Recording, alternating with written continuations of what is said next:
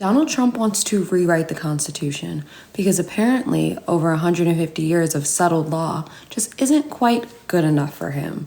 Birthright citizenship? Gone. Let's talk about how this could unravel everything that America stands for. This next order relates to the definition of birthright citizenship under the 14th Amendment of the United States. Okay, that's a good one. Birthright. That's a big one. So there it is. Another Trump stunt. Ending birthright citizenship isn't just unconstitutional, plainly. It's also a direct attack on what it means to be an American. But don't just take my word for it.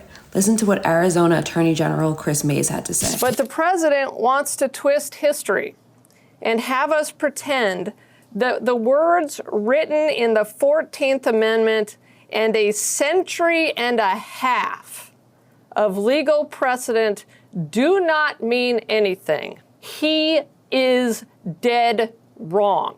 The citizenship clause in the 14th Amendment could not be clearer. It automatically grants citizenship to anyone born in this country, regardless of the citizenship of their parents. And the Supreme Court has affirmed this interpretation. Exactly. The Constitution isn't just some suggestion, Donald. It's the law. And what's more, dismantling birthright citizenship would roll back hard-won progress, and not to mention cost states a fortune. And I think it's important to remember that the 14th Amendment goes all the way back to the Dred Scott decision before the Civil War. And it overturned Dred Scott, which said that former slaves and their children could not be citizens. And so for more than 150 years, this has been the law of our country. And we allege, all of the states allege, that this will cost our states hundreds of millions of dollars because now the states are going to have to be responsible for providing these providing services to people who essentially are now going to be stateless people. Let's take a moment to appreciate the significance of the 14th Amendment. It didn't just grant citizenship rights to everyone who was born here.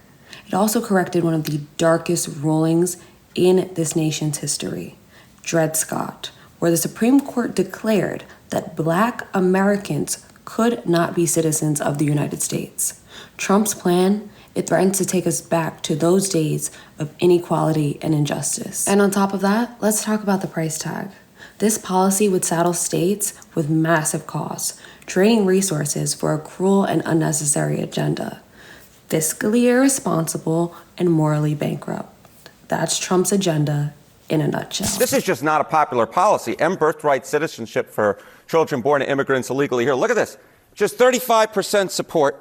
The clear majority, 53% oppose. And I've looked at multiple polls, looked at the question asked multiple different ways. If anything, this undersells the opposition by a little bit. If you don't, in fact, mention for children born to immigrants here legally and just ask about ending birthright citizenship, the opposition shoots all the way up to about 70%. But this 53% is clearly indicative of a country that does not want to end birthright citizenship. Simply put, this is not a popular policy, and if Donald Trump pushes policies like this, his honeymoon period will squeeze and be even shorter than it was back in 2017. Breaking news, newsflash, most Americans actually like the Constitution. Wild, huh? Dismantling basic human rights doesn't sit well with most people. But Trump's reasoning for the plan, well, that's just downright terrifying. Open borders with people pouring in, some of whom, I won't get into it, but you can look at them and you can say, could be trouble, could be trouble. You can just look at them, he says. That's not policy. And it's not a plan. It's just blatant targeting and xenophobia. And it's the kind of rhetoric that divides and dehumanizes. Thankfully, some leaders are stepping up and calling this out. And I think it's really important that people understand that when we see everything that's happening, what is being transmitted and said about Latinos in the United States is exactly what the Trump campaign means.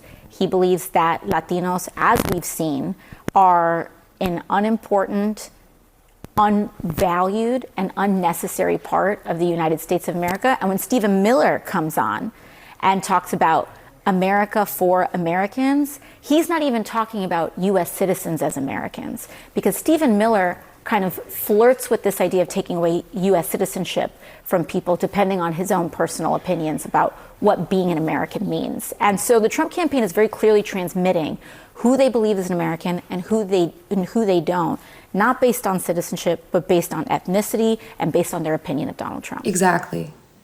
Trump's America isn't about citizenship or values or being pro-American. No, it's about loyalty to him and his warped vision.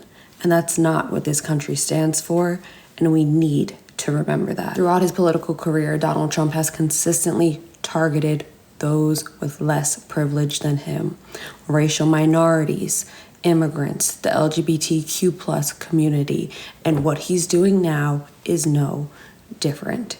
He has no respect for the constitutional guardrails of this country, including what he did on January 6th.